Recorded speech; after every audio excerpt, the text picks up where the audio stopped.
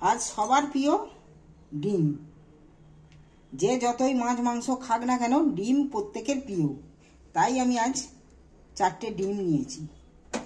ডিমের সাথে আমি এখানে পেঁয়াজ, কাঁচা লঙ্কা, 2টো টমেটো আর একটুখানি গাজর কেটে নিয়েছি। দেখো আজ আমি কিভাবে ডিমের রেসিপিটা বানাই। ডিমের রেসিপিটা বানানোর জন্য নিয়েছি 4টে বাটি। সবার প্রথমে আমি 4টে বাটি নিয়েছি। বাটির মধ্যে আমি একটু করে তেল দিয়ে দিচ্ছি। প্রথমেই তেলটাকে আমি এখানে বুলিয়ে নিচ্ছি একটু বাটিটায়। তেলটা বাটিটায় বুলিয়ে নিন।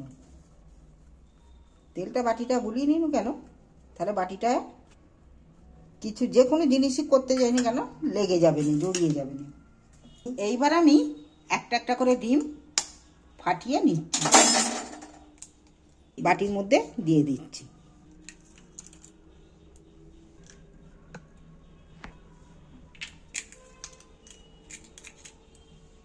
চারটে ডিমকেই আমি ফাটিয়ে নিয়েছি। এবার আমি সামান্য একটু করে নুন ছড়িয়ে দিচ্ছি উপরে। বর্ষাকাল তো যেন জড়িয়ে জড়িয়ে যাচ্ছে।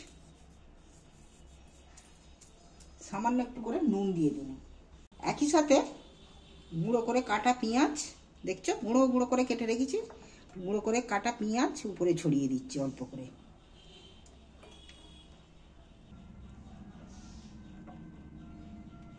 পেঁয়াজের উপর এবার আমি ছোট ছোট করে কাঁচা লঙ্কা কেটে রেখেছি, কাঁচা লঙ্কাগুলো 2টো ছড়িয়ে দিচ্ছি উপরে।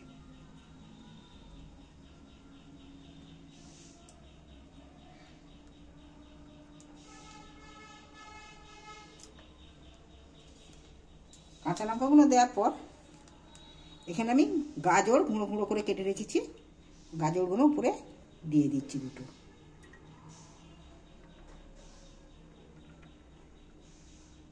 এখানে আমি মরিচ গুঁড়ো উপরে একটু ছড়িয়ে দিচ্ছি। মরিচ গুঁড়ো যে কোনো রেসিপিতেই দাও না কেন তার স্বাদ আলাদা হতেই হয়। মরিচ গুঁড়োর টেস্ট কিন্তু আলাদা, তাই আমি একটু উপরে মরিচ গুঁড়ো দিয়ে দিচ্ছি। মরিচ গুঁড়োর স্বাদ গন্ধ দুটোই আলাদা। ডিমগুলো দেখো আমার সাজানো হয়ে গেছে। এখানে গ্যাস জ্বেলে একটা কড়া বসিয়েছি। কড়ার মধ্যে 1 মগ জল, 1 মগ কেন, যদি পরিমাণ মতন আরও লাগে দিতে হবে, তাহলে আমি 1 মগ জল এখানে দিয়ে নিয়েছি।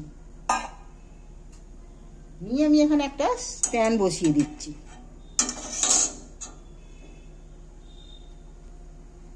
এইবার আমি একটা একটা করে ডিমগুলো সাজিয়ে দিচ্ছি কড়ার মধ্যে। দেখো বসানো হয়ে গেছে। জলটা ফুটে এসে উঠেছে। এবার আমি চাপা দিয়ে দিচ্ছি। চাপা দিয়েছি, ওটা সেদ্ধ হতে হতে আমি আর আদা রসুন নিয়েছি। আদা রসুন আমি এখানেই এই মিক্সারের জারেতেই দিয়ে দিচ্ছি। আর 2টো অল্প অল্প বলে 2টো টমেটো এর মধ্যেই দিয়ে দিচ্ছি। দিয়ে আমি একটু মিক্সারেতে একটু দিয়ে নেবো। দেখো এইবার আমি হয়ে গেছে, 5-7 মিনিট হয়ে গেছে। এইবার আমি খুলে দেখছি। দেখো কতটা ফুলে উঠেছে ডিমগুলো। কাঁটা দিয়ে দেখো ভালো কিন্তু সেদ্ধ হয়ে গেছে, তাহলে এতে লেগে যেত, এতে কিন্তু লাগছে না। দেখছো সুন্দর সেদ্ধ হয়েছে। এবার আমি একটু ঠান্ডা হওয়ার জন্য গ্যাস অফ করে দিচ্ছি। এটা ঠান্ডা হোক, হলে তবে তুলবো, এখন গরম হাত দেওয়া যাবে না। দেখি এবার ঠান্ডা হয়ে গেছে। একটা একটা করে বাটি থেকে তুলে নিচ্ছি আমি।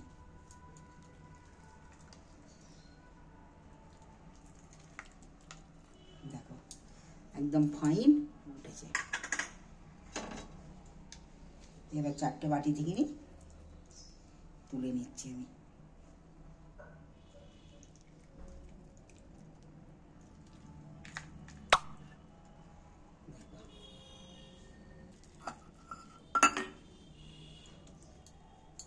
চারটেই আমার তোলা হয়ে গেছে বাটি থেকে। দারুণ কিন্তু দেখতে লাগছে। কড়া পরিষ্কার করে 2টো তেজপাতা দিয়ে দিচ্ছি। আর এখানে সর্ষের তেল দিয়ে দিচ্ছি। আমি এই রেসিপিটা বানানোর জন্যে দুটো তেজপাতা দিয়েছি, দুটো দালচিনির টুকরো দিচ্ছি, দুটো লবঙ্গ, দুটো এলাচ, দুটো এলাচকে ফাটিয়ে দিয়েছি। এবার এটাকে তেলটার মধ্যে নাড়াচাড়া করে একটু ভেজে নেব। দেখো এগুলো আমার ভাজা হয়ে গেছে, তেলে একটু সেন্ট উঠে গেছে। গরম মশলা তেলে দিলে সেন্ট উঠলেই জানবো ভাজা হয়ে গেছে। এবার গুঁড়ো করে পেঁয়াজগুলো কাটা সেগুলো আমি তেলের মধ্যে তুলে দিচ্ছি। এবার আমি এইগুলো তেলের মধ্যে একটু নাড়াচাড়া করে ভালো করে ভেজে নেব।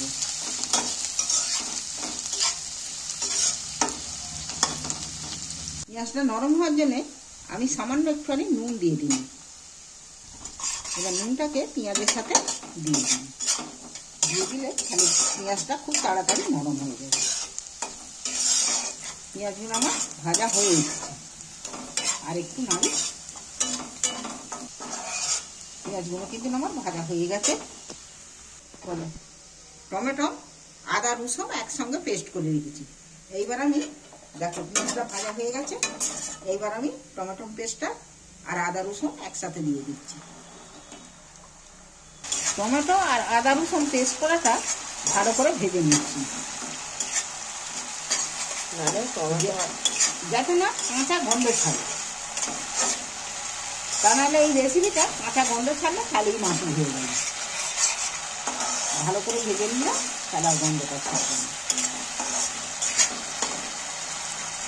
দেখো টমেটো আর আদা রসুন ভাজা কিন্তু হয়ে গেছে, তার একটা সেন্ট ছেড়ে গেছে। এবার মশলাটা দিয়ে তার তেলও ছেড়ে দিয়েছে, দেখছো ভাজা হয়ে যেত। দেখো মশলাটা দিয়ে তেল ছেড়ে দিয়েছে।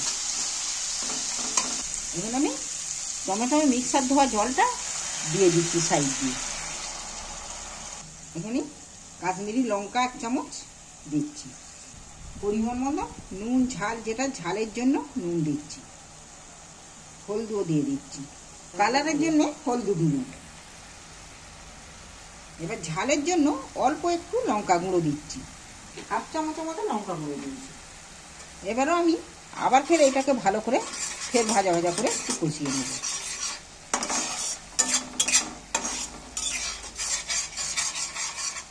মিক্সার ধোয়া জলটা দিন কেন, তা নাহলে মশলাটা পুড়ে যাবে, শুকনো মশলা তো, ওই জন্য মিক্সার ধোয়া জলটা দিয়ে দিন।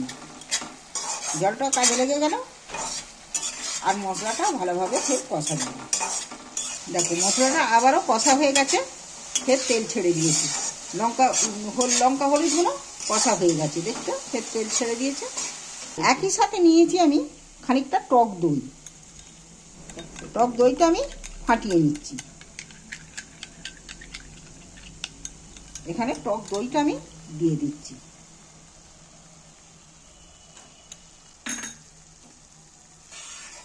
এবার আমি এইটাকে টক দই সবটাই একটা মিক্সড করে নিচ্ছি। আবার আমি এইটাকে আরেকটু কষিয়ে নেব।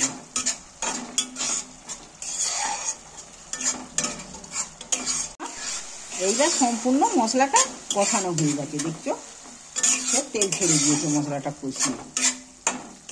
আর দইটা যে দেয়া আছে সেটাও মিক্সড হয়ে গেছে, কষানো হয়ে গেছে। এই গ্রেভিটা দিয়েই ভাত রুটি হেভি লাগবে খেতে। দেখছো গ্রেভিটা কত সুন্দর দেখতে হয়েছে, গ্রেভিটা দেখলেই জিভে জল চলে আসবে। সামান্য একটু জল দিচ্ছি আমি, এই দইয়ের বাটিটা ধুয়ে জল দিয়ে দিন।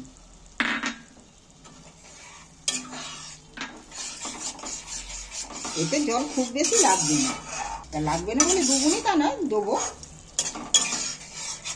এখন মশলাটা আমার কষানো হয়ে গেছে। এইবার আমি ডিমগুলো একটা একটা করে ওর মধ্যে তুলে দিচ্ছি। এইভাবে ডিমের এই রেসিপি বানাতে গেলে তোমাদের যদি ভালো লেগে থাকে চ্যানেলটা অবশ্যই সাবস্ক্রাইব করবে, আর কেমন লাগলো কমেন্ট করে জানিও। খুব সহজেই এই রেসিপি বানিয়ে নিতে পারবে। দেখো তোমাদের ভালো লাগলে এই চ্যানেলটা অবশ্যই সাবস্ক্রাইব করে দিও। এই রেসিপিটা ভালো লাগলে সামান্য আমি একটু জল দিচ্ছি সাইড দিয়ে, দেখো সামান্য একটু জল দিয়ে দিচ্ছি।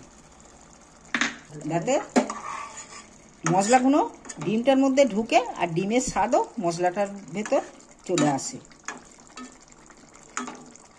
ভালোভাবে ফের মশলাটা সেদ্ধ হওয়ার জন্য আমি চাপা দিয়ে দিচ্ছি। দেখি 2-3 মিনিট হয়ে গেছে। দেখো আমার রেসিপি রেডি, গ্রেভিও আছে। এবার আমি গ্যাসটাকে অফ করে দিচ্ছি। বন্ধুরা, আমার ডিমের রেসিপি রেডি। দেখো, এই ডিমের রেসিপি যেমন দেখতে হয়েছে খেতেও কিন্তু তেমন হবে। একবার না বানিয়ে খেয়ে দেখলে বুঝতে পারবে না যে এই রেসিপিটার মধ্যে কি আছে। একবার অবশ্যই বানিয়ে খেয়ে দেখো। আপনজনরা কুটুমজন এলেও এইভাবে বানিয়ে দিলে বুঝতেই পারবে না যে জিনিসটা কি।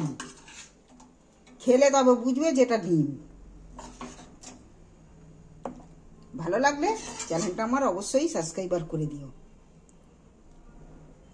যেমন দেখতে হয়েছে খেতেও কিন্তু তেমন দারুণ খেতে হবে। তোমরা একবার অবশ্যই বানিয়ে খেয়ে দেখো। খুব সহজেই জিনিসটা বানানো। ভালো লাগলে চ্যানেলটা আমার অবশ্যই সাবস্ক্রাইবার করে দিও। আর কেমন খেলে, কেমন করে বানিয়ে খেয়ে দেখবে, কেমন খেলে কমেন্ট করে জানিও। রেসিপিটা কেমন হয়েছে সেটাও কমেন্ট করে জানিও।